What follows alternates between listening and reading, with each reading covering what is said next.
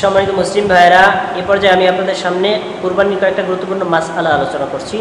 একটি হলে একজন স্বামী তার স্ত্রীর পক্ষ থেকে কুরবানি করতে পারে। সেটি কি? আনা আয়েশা রাদিয়াল্লাহু তাআলা আনহা আন্নাহা ক্বালাত, আয়েশা রাদিয়াল্লাহু তাআলা আনহা থেকে বর্ণিত, তিনি বলেন যে দাহা রাসূলুল্লাহ সাল্লাল্লাহু আলাইহি ওয়াসাল্লাম আন আজওয়াজিহি বিল বাকরি, আল্লাহ রাসূল সাল্লাল্লাহু আলাইহি ওয়াসাল্লাম তার সকল স্ত্রীর পক্ষ থেকে একটা গাভী কুরবানি দিয়েছিলেন। সহিহুল বুখারী কুরবানি অধ্যায়ে হাদিস নাম্বার হলো 5547। এই হাদিস থেকে প্রমাণিত হয় একজন ব্যক্তি তার স্ত্রীর পক্ষ থেকে কুরবানি করতে পারে, অথবা একাধিক স্ত্রীর পক্ষ থেকে একটা পশু কুরবানি করতে পারে, যেটি রাসূল সাল্লাল্লাহু আলাইহি ওয়াসাল্লাম নিজে করে দেখেছেন। আমাদের যদি সামর্থ্য থাকে আমরা ইনশাআল্লাহ এটা ব্যবস্থা করতে পারি। স্ত্রী যদি কুরবানি না দেন বা তার সামর্থ্য না থাকে, আমি স্বামী হিসেবে তার পক্ষ থেকে কুরবানিটা দিয়ে দিলাম, আলহামদুলিল্লাহ আদায় হয়ে যাবে। আরেকটি গুরুত্বপূর্ণ মাসআলা হলো আমরা যে পশু কুরবানি করব, পশুর ধরনটা কী হবে। পশুর ধরনের নিয়ম হলো, যদি উট হয় 5 বছর বয়স হবে, যদি গরু হয় তাহলে 2 বছরের বয়স হবে, আর যদি ছাগল, ভেড়া, দুম্বা ইত্যাদি হয় তাহলে 1 বছর বয়স হতে হবে।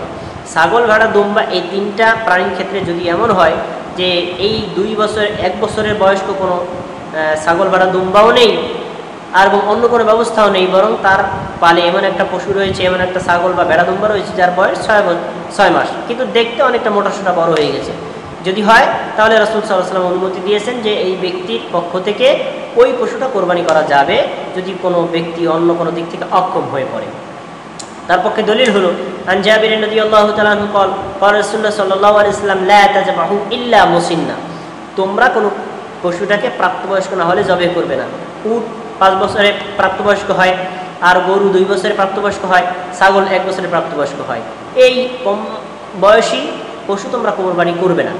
এরপরে তিনি বললেন, শোনো, যদি ব্যাপারটা এরকম হয় যে ইল্লা আইয়ুসার আলাইকুম, যদি তোমাদের পক্ষে এরকম অক্ষম হয়ে পড়ে, তোমরা এই জাতীয় কোনো প্রাণী পাচ্ছ না, তাহলে ফাতাযবাহু জাযাআতাম মিনাদ দানি, তাহলে তোমরা 6 মাসের মেষ শাবক জবে করতে পারো। রাসূল সাল্লাল্লাহু আলাইহি ওয়াসাল্লাম অনুমতি দিয়েছেন। দ্বিতীয় আরেকটি বিষয় হলো, পশুটা কোরবানি করবেন সেটা অবশ্যই দেখতে ভালো হতে হবে, যেহেতু আল্লাহ সন্তুষ্টির জন্য আপনি পশুটা কোরবানি করছেন। দেখতে অপছন্দনীয়, মানুষ পছন্দ করে না এই জাতীয় কোনো প্রাণী জবে করা যাবে না। কোনো খুদ জাতীয় অথবা এটা দেখতেও খুব খারাপ, খেতেও অপছন্দনীয় মনে হবে, এই জাতীয় প্রাণী কোরবানি করা যাবে না। রাসূল সাল্লাল্লাহু আলাইহি ওয়াসাল্লাম কী করেছেন দেখেন, আনাস বিন মালিক রাদিয়াল্লাহু তাআলা আনহু বলেন, কানা নবী সাল্লাল্লাহু আলাইহি ওয়াসাল্লাম ইউদাহি বিকাফশাইনি ওয়া আনা উদাহি বিকাফশাইনি, রাসূল সাল্লাল্লাহু আলাইহি ওয়াসাল্লাম দুটি খাসি কোরবানি করতেন, আমিও দুটি খাসি কোরবানি করতাম। এরপরে আনাস রাদিয়াল্লাহু তাআলা আনহু বলেন, আন্না নবী সাল্লাল্লাহু আলাইহি ওয়াসাল্লাম ইন কাফা ইলা কাফশাইনি আকরানাইনি আমলাহাইনি, রাসূল সাল্লাল্লাহু আলাইহি ওয়াসাল্লাম যেই পশু কোরবানি করতেন সেটা দেখতে খুব স্বাস্থ্য সুঠামদেহী এবং খুব তরুতাজা ছিল এবং শিংওয়ালা, অর্থাৎ প্রাপ্তবয়স্ক ছিল। ফাযাবাহাহুমা বিয়াদিহি, রাসূল সাল্লাল্লাহু আলাইহি ওয়াসাল্লাম নিজ হাতে পশু দুটো জবাই করতেন। তাহলে বোঝা যায় হাদিস থেকে উন্নত মানের খাসি, উন্নত মানের পশু, উন্নত মানের গাভী, উন্নত মানের গরু, যেটা দেখতে খুব পছন্দনীয়, সেই ধরনের পশুই আমাদের কোরবানি করা উচিত এবং সেটা সহজতে করা উচিত। রাসূল সাল্লাল্লাহু আলাইহি ওয়াসাল্লাম নিজ হস্তে পশু কোরবানি করেছেন। আনাস রাদিয়াল্লাহু তাআলা আনহু বলেন, দাহান নবী সাল্লাল্লাহু আলাইহি ওয়াসাল্লাম বিকাফশাইনি আমলাহাইনি, রাসূল সাল্লাল্লাহু আলাইহি ওয়াসাল্লাম দুটি মোটা তাজা খাসি কোরবানি করেছেন। ফারাআইতুহু ওয়াদিআন কদাবাহু আলা সিফাহিহিমা, আমি দেখেছি তিনি জবেহ করার সময় তার পাটা ওই পশুটার ঘাড়ের উপরে রেখেছেন। তারপরে তিনি জবেহ করেছেন, ইউসাম্মা বিসমিল্লাহ বলেছেন, ওয়া ইউকাব্বিরু তাকবীর বলেছেন, তারপরে তিনি ফাযাবাহাহুমা বিয়াদিহি নিজের হাত দ্বারা জবেহ করেছেন।